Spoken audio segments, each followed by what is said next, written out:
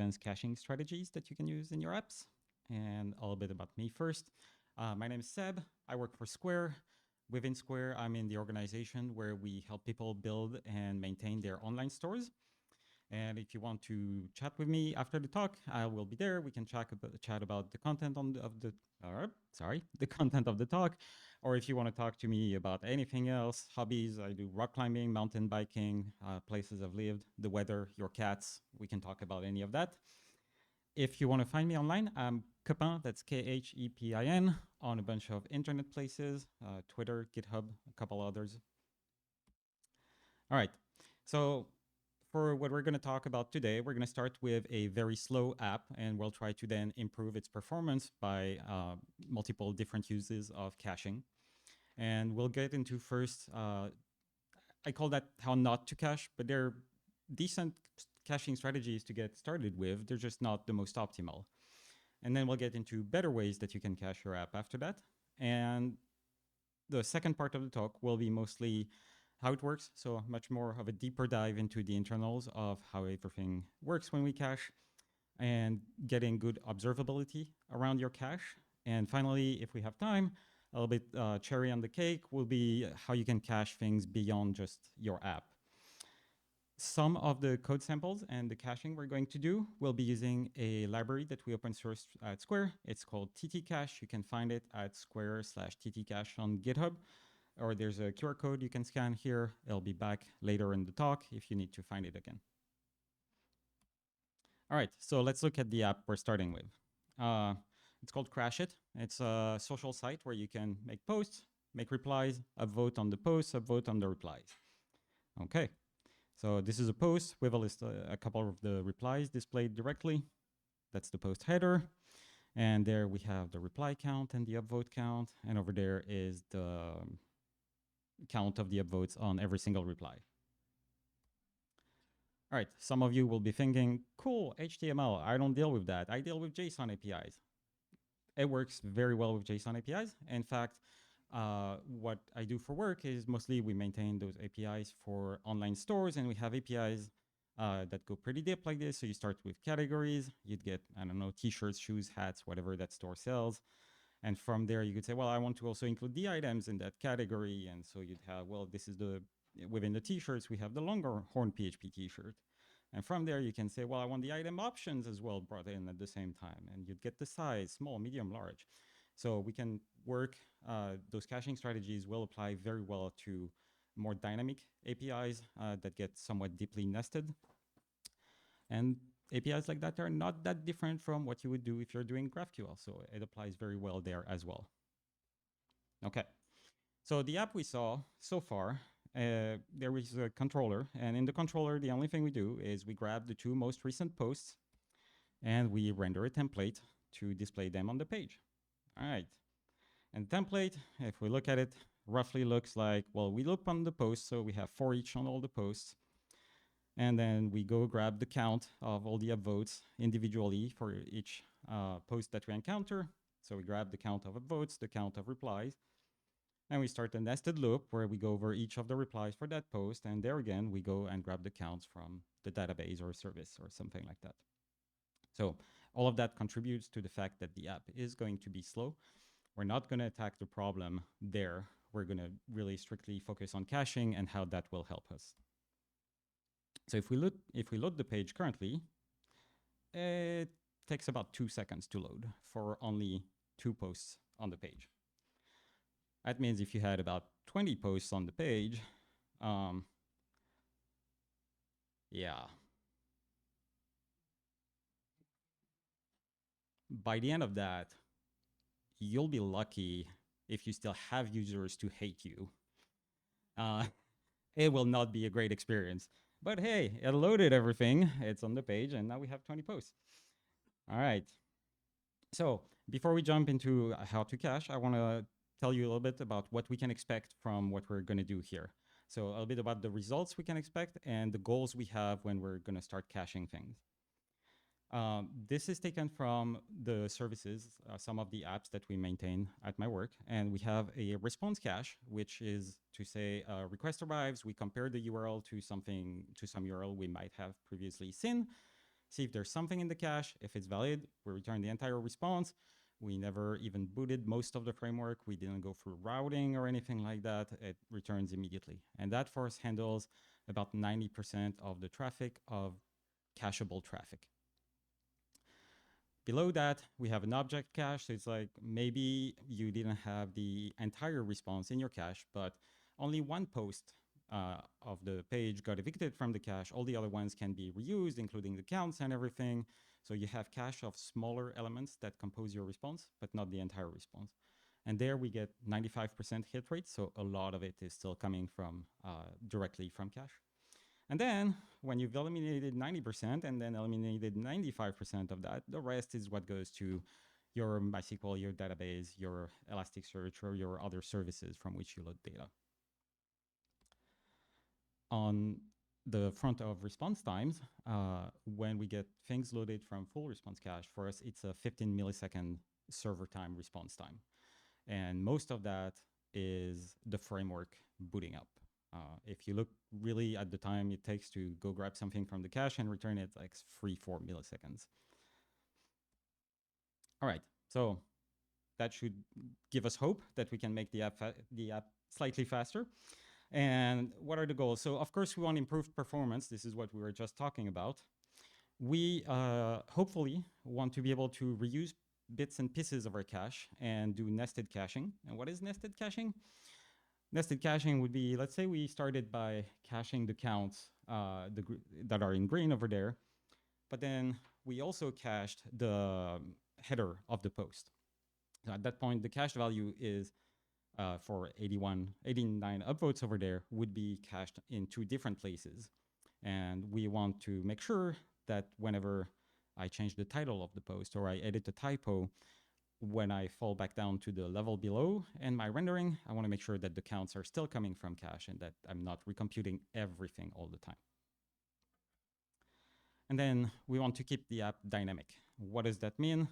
It means if I go and put an upvote on something, I want to see the count go up. If I go edit my post, I want to see the changes appear on the page. I don't want to know that you have a caching system and that I have to wait 5 minutes for things to appear once I've made any sort of update.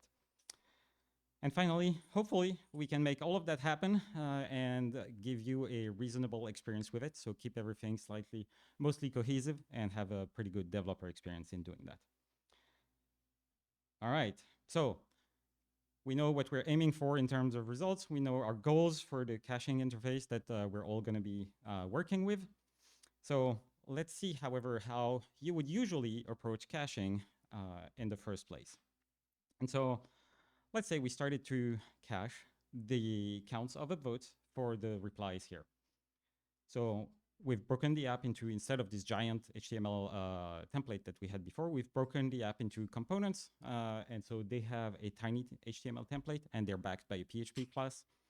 So here the PHP class receives a reply. That's your model coming from your database, for example. And then when you call render, it's going to render the view and the partial template for just that. We're going to grab the HTML as a string, return that. So when we want to cache it, we're going to use dependency injection to grab an instance of our cache. And then when we call render, we're going to call cache. Remember, we're going to find a key that makes it very unique to what we're rendering and the data that's being rendered. So we're making it based on the component class and the reply ID that's being used here. And then, well, at this point, we don't know better. We're going to put 10 minutes TTL, and we'll hope that works okay. And the callback is when you use remember as the interface for caching is what is going to be called if nothing is found in the cache. Okay? And then we're going to do the same thing. Some other developer that had no context of what was done earlier is going to figure out that things are also slow when we count the upvotes for the post. It's going to say, well, I want to cache that too. And they're going to do, they're going to do the same thing, except this time they're going to decide that 20 minutes is the right time to set a TTL for. So things will be in cache. After 20 minutes, they disappear. And when we do that, for sure, performance improves a little bit. It used to be 2 seconds to load all of this, and this was a little bit less than 1 second. And somebody else years later, months later, I don't know, he's going to come and say, well, that worked great for the upvote counts. Let's do it for counting the replies. They're going to put a TTL for 60 seconds. And at that point, yeah, your app is fast. Everything is bueno on that front. But nothing is dynamic. Things are cached for various times. They're not cached for the same amount of time. And until the TTL expires, you will keep seeing old data. So how do we make things better on that front? The first approach with what we have is to say, well, every time an upvote is created, a model for that to store the fact that a user upvoted something, we're going to listen to that event. And whenever that happens, we'll call forget on our cache. And there we have to rebuild the exact same key that we had built in the component before. But that will work. And as long as we have only one thing cached there, it works okay. And we're going to do the same thing for the post upvotes. We're going to do the same thing for the count of replies. And so far, what we've achieved is improved performance. Yes, definitely. Have we kept the app dynamic? Yes, we have. Do we have cache reuse? Not yet. We're going to look into that. And so I'm reserving judgment on the ease of developer use until we've added cache reuse and nested caching. So all good so far. Well, not really. If we start to have nested caching, so now we're caching this blue layer, which are the entire reply content. And if we want to go further, we'll cache the post and the list of replies. And we'll cache the entire post with its replies and all the counts of everything. And then we'll want to cache the entire page. That's how far we want to go with the nesting. Will that work? Well, with the strategy we have so far, clearing your cache starts to look like this, where you have to remember all the places that could have embedded your cached value and clear them one by one. And here it's 5, but you could have other pages that also embed that. Maybe your user profile page shows how many replies they have on a given post or something like that. You would have the list of all the components that are cached to also remember to clear directly. So not great. Some of you may be familiar with cache tags. So they're a nice way to clear a whole bunch of related values out of your cache. Maybe that can help us. So how do you use cache tags? Well, when you're rendering things and storing them in cache the first time, you're going to call remember, but before that, you're going to call tags on your cache. That's the Laravel interface. Other interfaces for using cache may be slightly different. And there you'll say, well, this depends on the reply. So I'm going to say, I'm going to add a tag of reply followed by the reply ID. And so I've tagged all of these. Great. Now, when I want to clear the cache, I can confidently say whatever was tagged with that replies ID, I can just call once cache tag flush with that tag, and all of those that are in my cache will be removed and invalidated from the cache. So that's pretty interesting. The problem is we need our tag that started at the green level there to travel to the blue level, to the orange level, to all the way to rendering the entire page if we want to be able to clear everything away from our cache. And we have not done that yet, so things are still not going to be behaving as the users expect. So victory? No, not so fast. At the controller level, where you're rendering your entire page, if you wanted to gather all those tags, well, right there, you have to go and figure out everything that is going to be in your page in the end. And so you would loop through the posts and loop through the replies. And at this point, why even have a caching system if you're going to load all your data anyway? So far we have failed. If we use TTLs, we lose the dynamic aspects of our app. When we have TTLs and wrapped caching or nested caching, we have very unpredictable behavior. If we want to clear our cache based on the keys, it requires too much knowledge up front. We have to keep track of all the dependencies and all the things that use the cache values, and there might be many. And when we want to use tags, well, the clearing side is simpler, but getting the tags in there in the first place is just as hard as it used to be with keys. So, improved performance? Sure. Everything else? Not so much. But what if those tags that we set got propagated for us instead of us having to manually put them in all the places? Wouldn't that be great? That's what we'll get into now with better caching strategies. And that's what the library that we are talking about that I linked earlier helps you do. So again, if we look at all the things we want to cache here, and if we look at a page that would go to more than a single post, we could explode that view to a tree that looks like this. And colors should be roughly the same as they were before. And so when somebody upvotes a reply at the green level at the bottom over there, what we want to invalidate is an entire branch of that tree. But we want all the rest, if it's cached, to stay in the cache. And if a post title or the post content got updated, like it is here on the left, then we want only that branch of the cache to be removed, but all the other values should stay where they are and be usable directly from the cache. All right, so everything we've done so far with caching, we're gonna remove that from our code and we're gonna replace it with ttcache starting from now. And we're gonna start at the reply level. So instead of bringing in the cache repository, we're bringing in ttcache. And when we call render, now we still make a key, still need to make that data uniquely identifiable. The callback is the same as it used to be. We're just rendering when nothing is found in cache. And we're gonna add a tag based on the reply ID. Not much difference so far. And so we have those replies and they are tagged.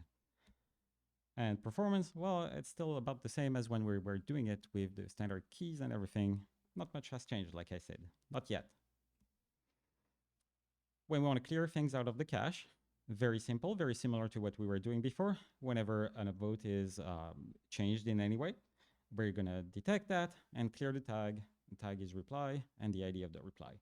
And that will remove that from the cache. The other replies will still be in cache. And now that we have that, we can see that, yes, when I edit my reply, the right content gets updated. Immediately, things have been cleared. And on reload, I immediately see the new data. Again, we're still at a single level. We're getting up there. Okay, so far on our tree view, we've cached and tagged the blue level there. All right, let's go higher. Let's go to the entire post and its replies and the votes and everything. Same as we did before, we grab an instance of ttcache, and when we render, the key makes it unique to what's being rendered.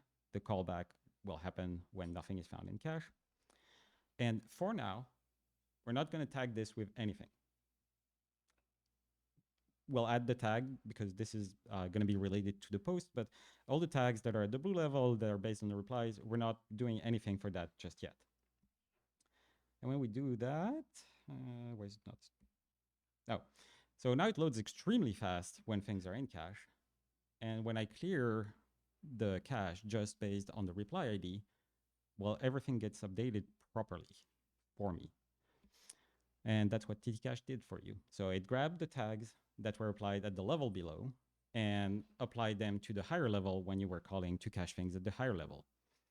And I see some frowns. We'll go into the details of how that works a little bit later in the talk, but for now, this is what we've achieved.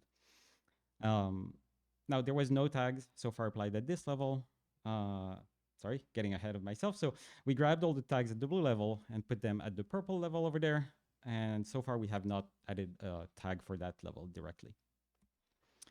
But we're going to do that now because at that level, we're related to the post, but we're only adding one related to the post and its ID, nothing specific to the reply. That's been done at the lower levels, and ttcache propagates that for you. So this is the situation we're in right now. We're caching at the blue layer, we're getting tags at the blue layer, we're caching at the purple layer, and we're getting the blue tags and the purple tags added there. For clearing the cache, same thing. If the post gets updated for any reason, you're only going to clear that specific tag. All right, there's something a little bit tricky to understand when you take that approach about caching aggregates and lists. So we're going to look into that a little bit. Aggregates would be those numbers, like when we cache something that is not directly related to one specific entity, but to an aggregation of all of them. And so the question becomes, well, so far all my tags were like reply, reply ID, post, post ID. What do I put in there now? And what we suggest and what we've used when we use this is you make it related to the reply ID. So this would be for the, sorry, can't get away from the mic.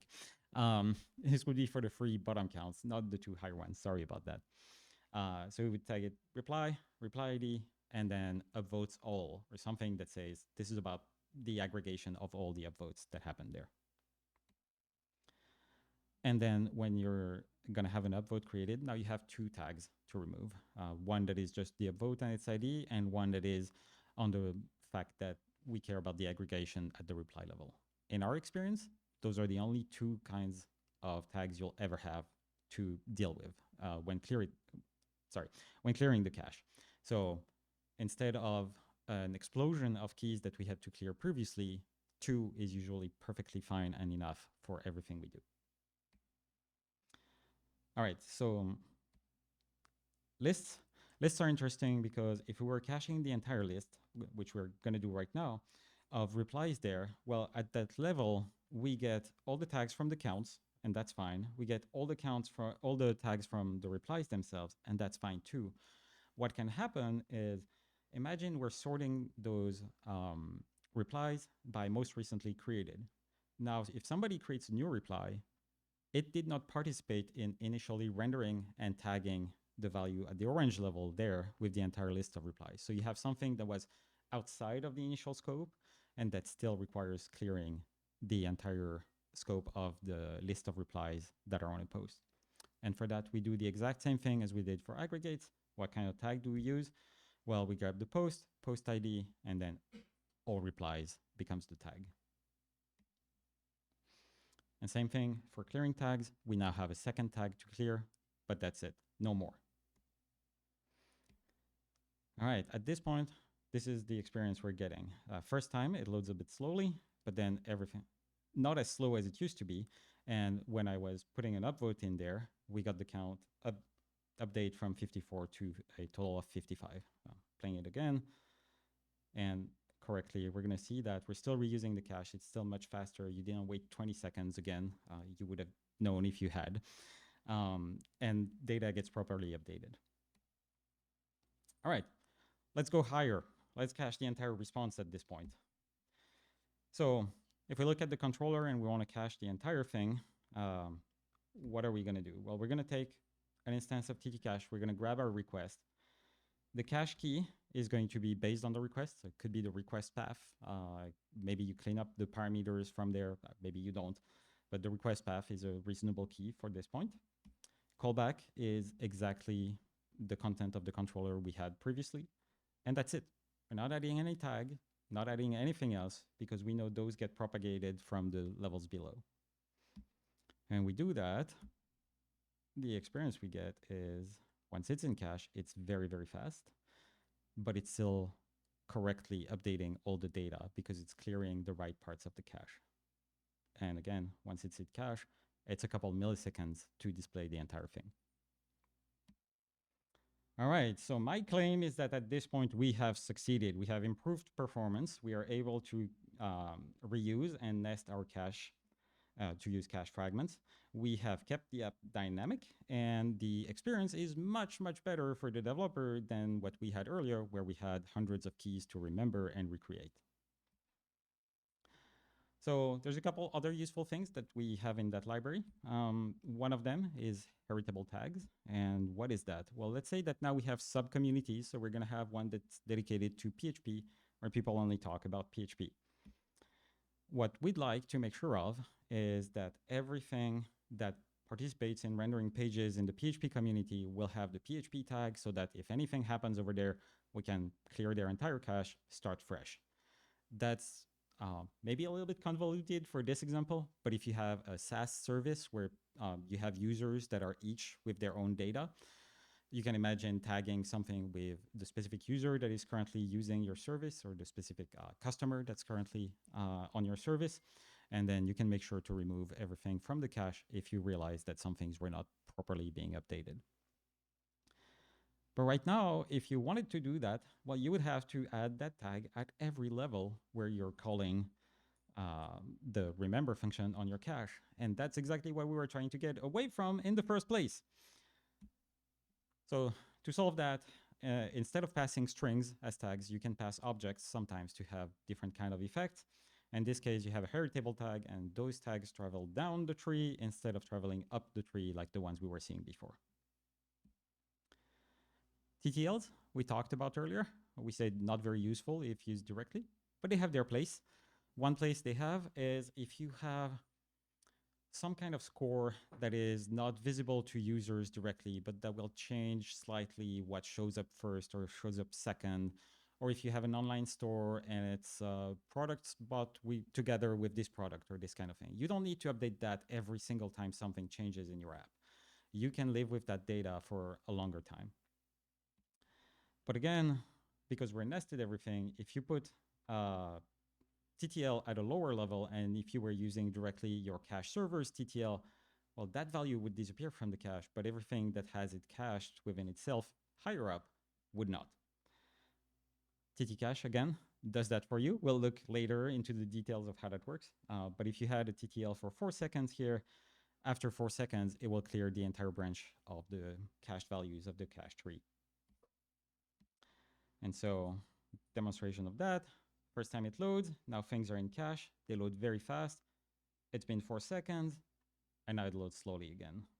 That was probably confusing. So second time, for 4 seconds, it loads fast, and then it loads slowly again. I think it loops one more time, 2, 3, 4, and now it's slow. Okay.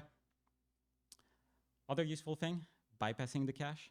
Why would you want to bypass the cache? Well, if you're thinking of a traditional cache interface, not one where you only have remember as your way to interact with the cache, you would have something where you call the cache, get with a given key, grab your response, and that's the entire HTTP response you're about to send to your user.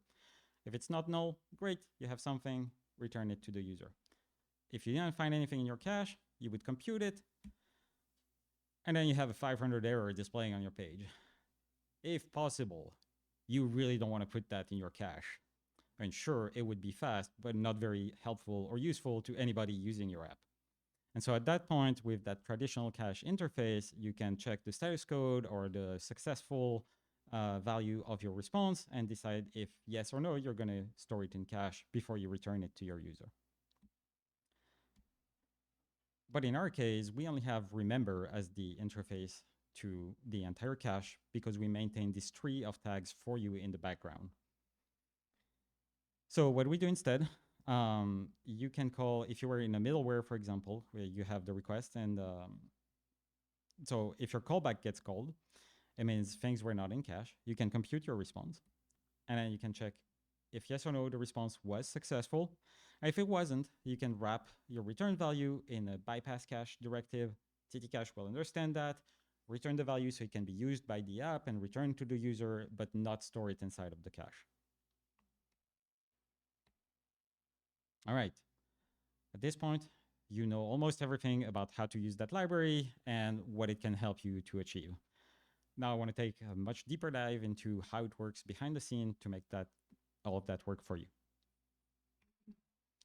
All right, so first time you call TTCache, remember, you give it a key, it's view, post 123, and then you have a tag, post 123, because whatever you're about to render within that callback is related to that. At this point, TTCache will initialize a tree and a node for that key and with the tags that it already knows about and do nothing else. It's waiting to see what's going to happen inside of the callback. Inside of the callback, at some point in your code, you call TTCache again, this time for the post header, and you're going to have a tag. This time, the tag is based on all the upvotes for this specific post. And again, we initialize that node, make it a child of the first one, and we wait to see what happens in the callback. That callback returns. We're going to save that value inside of our cache, grab all the tags that it got, and move them to the higher level so that the higher level receives all the tags from everything that was used to build that response. Another call to remember happens. That's for the reply list. You tag it with post 123, replies all, and you wait to see what happens in the callback. Call to remember again for one of the replies. It gets tagged with reply 6541. Wait to see what happens in the callback. All right, callback returns. We save that in the cache, and we propagate the tag up that we had at this point. That callback returns too. We store the list in the cache. We grab all the tags that it had, move them to the higher level. That callback returns. We store that final bit of data in the cache, and everything is done.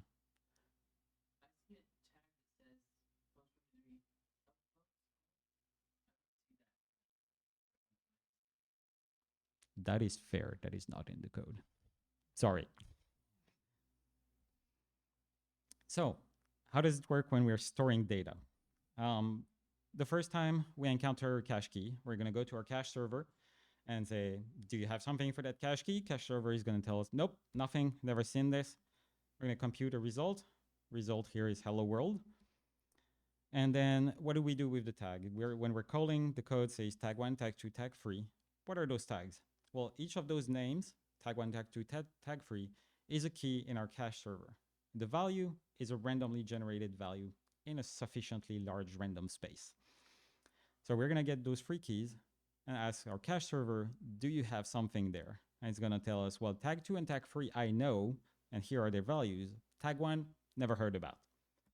All right, we're going to generate a new value for tag 1, store it in our cache, and then we're going to send hello world, the actual value we care about, to our cache together with its tags. What does that mean, together with these tags?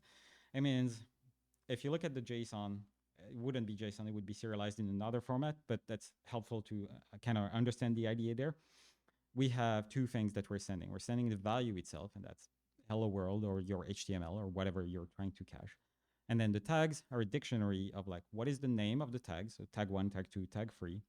And what is the random value it had at the time where I generated this and stored it into my cache. So then what do you do when you want to retrieve data? Well, same as before, you're going to ask your cache server, have you ever seen cache key? And I'll say, yep, I've seen it. The answer was, and the response was hello world with a bunch of tags. And be okay, what are the values currently for each of those tags? So we're going to grab tag 1, tag 2, tag 3 that were in the cached response, send them to our cache server, ask what are the current values. And we're going to compare them to the values we had at the time that we stored things in the cache. And in this case, they all match, and we're happy. We can use our value. Everything is in cache and usable. From there, I hope some of you have already gathered, how do we invalidate data? Well, when you call clear tags, we're going to take the name of the tag that you're trying to clear, generate a new random value, store it in the cache. And next time you try to grab the data that you had in your cache, your server is going to tell you, yes, I have seen that value, and here are the tags that I have for it. And you're going to find that the tags, tag 1, tag 2, tag 3, now have new values. You grab those from the cache server. When you compare them, this time, tag 1 is no longer the same between what you have together with your cache value with hello world and the value that it has today itself on the cache. At this point, you can't use that value. You know that it's been evicted from your cache. All right, TTLs are pretty fun in how they work under that paradigm. So if you add a TTL, in this case, for 20 seconds on this value that you're computing, what we do is that we create a tag that you never see. You never hear about that tag. It has a random name and a random value. And this is where we place the TTL that is handled by your cache server. So there's a new tag that you had no idea existed, and that's going to be propagated all the way up and exactly the same as all the other tags. But when we store its value inside of the cache server, we're going to tell the cache server after 20 seconds, this is no longer valid. Same as before, we store everything together. After 20 seconds, what happens? Well, when you try to grab cache key from our cache server, we get everything, including the time bomb TTL tag. And when we try to get the value for that out of our cache server, it will tell us, well, that's no longer here. It's been more than 20 seconds. So all of those will be evicted at the right time as well. Okay. If you start to rely a lot more on your cache, you're going to want to know what the hell is happening with your cache. And that's where observability becomes really important. And observability, the first thing you're going to want to know is how many hits and how many misses am I getting when I'm using this cache. And so there are 3 cases that we care about. The first one here, I grabbed something from my cache server. All the tags were valid. I can use it. That's a cache hit. Okay. Second case, I tried to find something in my cache server. Cache server says, never heard about it, never seen it. That's a cache miss. And third case, cache server says, yes, I know that, but the tags no longer match. So we've decided that it's evicted and away from our cache. Sorry. And so we'll count that as a miss as well. But how do we know? Because so far we've only used remember. Either the callback gets called or it does not get called. We have no way to know if there was a hit or a miss. We just retrieve something. We don't know if it was computed or if it was retrieved directly from the cache. What you've probably not had a chance to notice is that every time we call the remember method, we call value after that. If you don't, what you get is a cache result, which has the value that you either retrieved or computed, and also has a bunch of information about how that was retrieved or computed. So in this case, you can get whether it was a hit or whether it was a miss. And then once you know that, you can track it, return your actual value from the cache, and keep your app going.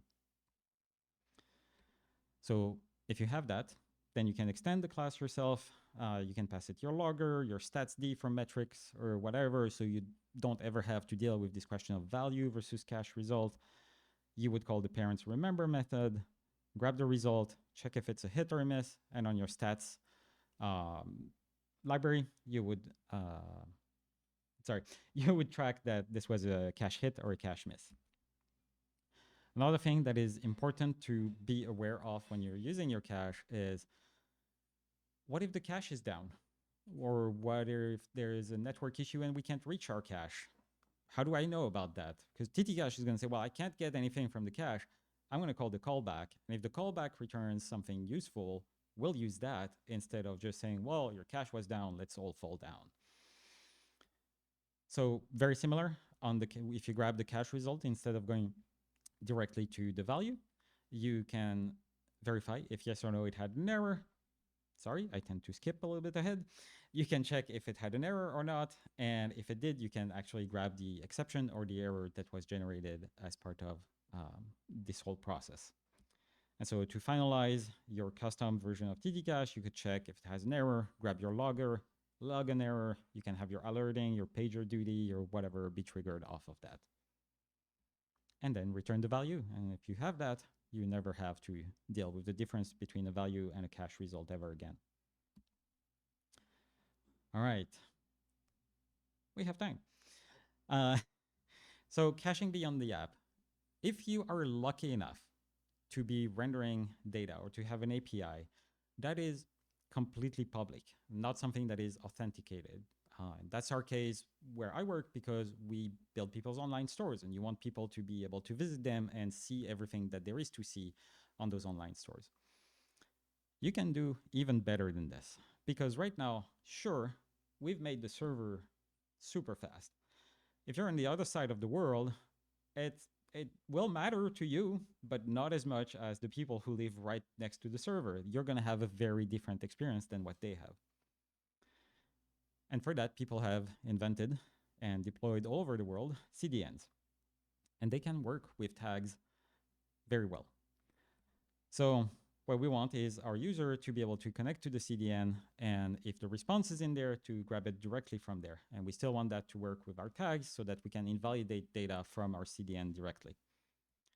How does that work? It works exactly as you would imagine. You send a response with its tags.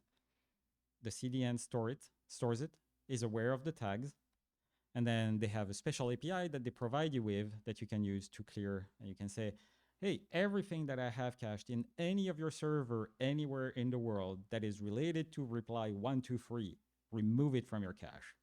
And they will, within milliseconds, have it removed from the entire surface of the planet, which is pretty impressive.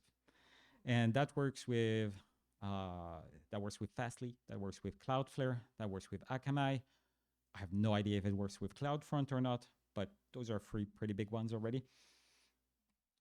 And how you do that is, when you return the response, you're going to make your response with the value that's going to be the content that you're sending to the user, so your web page or your API response and the JSON content. And you have a special header, which is called surrogate key.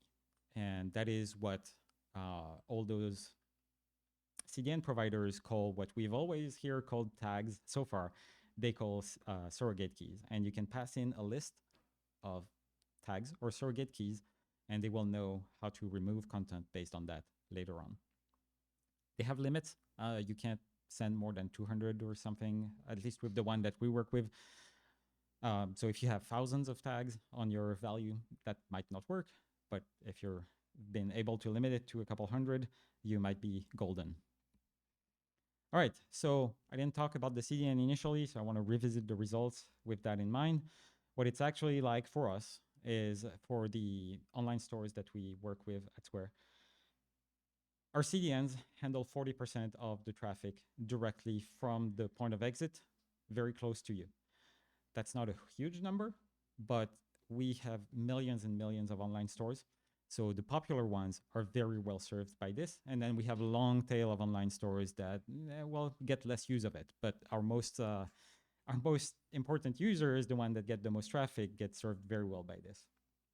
And then if the CDN cannot handle the response directly, we fall back to the response cache. Roughly 80% of the responses are returned directly from cache. And if we can't, then we're in the object cache, which is anything below the response level. There again, we have very good hit rates. I think we're 94, 95%. And the rest, you still have to load it from somewhere. You have your database.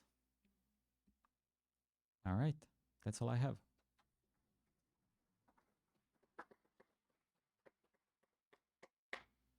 Yes.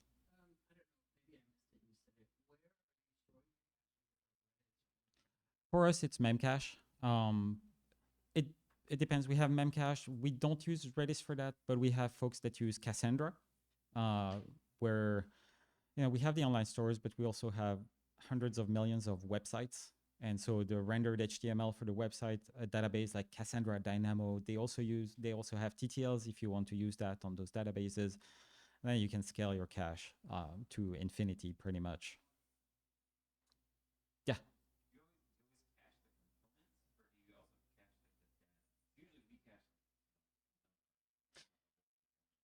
Right. So like I said earlier on that, maybe I didn't make it very clear, but we made HTML in this case because it's visually much, much easier to have a representation of what's going on than if I had put JSON on all those slides.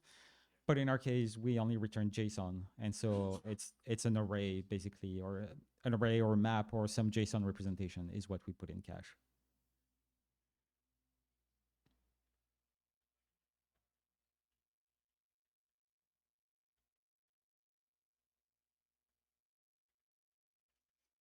All right, we have 8 minutes left. I don't have any jokes. I'm sorry.